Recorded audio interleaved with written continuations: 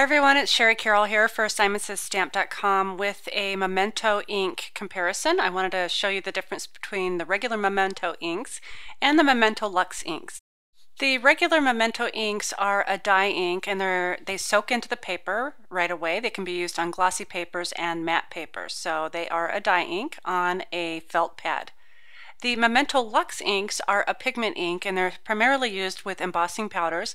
They will dry onto your matte type papers like Nina papers and such, but it'll take a little time. You could use your heat tool or heat gun and blast it with some warm air and they'll dry a little bit quicker.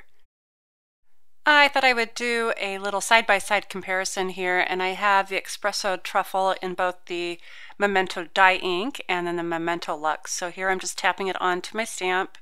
And I'm using the little dewdrop pad because it's a nice space saver. So once I've stamped that on, you can see that it stamps really crisp. I'm cleaning off my stamp with a baby wipe really quick.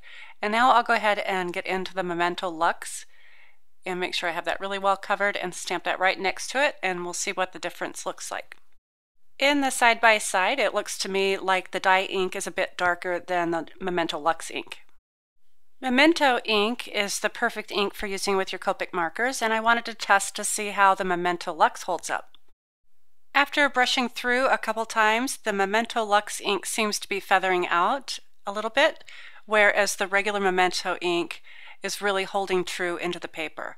I'll go ahead and lift this up and show you the area where it is pulling that ink away with the marker. I also thought, in all fairness, I should give the Memento Luxe a chance to dry onto the paper. So here I'm just going to go ahead and stamp it again.